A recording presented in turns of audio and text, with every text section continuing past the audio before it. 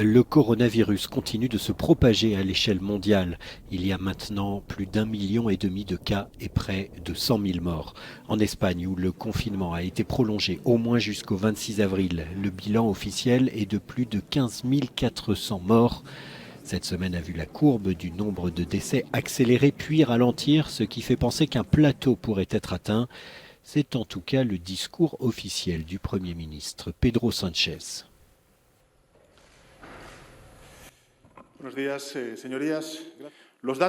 Les données que nous utilisons avec logique et prudence sont positives. Nous avons atteint et dépassé le pic de contagion du Covid-19. Nous nous trouvons près du début de la pente descendante, ce qu'on appelle la désescalade. L'Italie, toujours la plus affectée en Europe par la crise sanitaire et économique, sait que le pire est désormais derrière elle.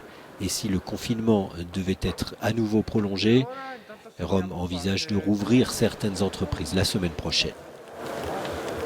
En France, la visite du président Macron dans le sud au professeur Didier Raoult, défenseur du traitement à l'hydroxychloroquine, a suscité l'indignation de certains médecins. L'infectiologue de Marseille a remis à Emmanuel Macron un rapport qui confirme selon lui l'efficacité de son médicament. Le labo français Sanofi a annoncé par ailleurs ce vendredi faire don de 100 millions de doses d'hydroxychloroquine à une cinquantaine de pays qui en ont fait la demande pour traiter les malades atteints du Covid-19.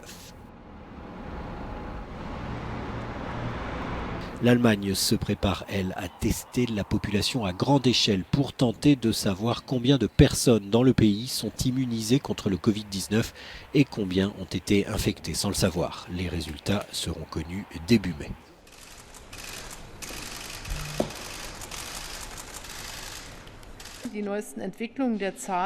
Les derniers chiffres sur la propagation du virus donnent lieu à un espoir prudent. L'augmentation s'est légèrement aplanie et le nombre de personnes actuellement infectées a légèrement diminué. Si vous y soustrayez celles qui ont déjà été réinfectées et celles qui, malheureusement, ont perdu la vie dans cette pandémie. Par ailleurs, fin avril, le pays devrait se lancer dans le traçage par appli smartphone des malades pour identifier les chaînes de contagion au coronavirus.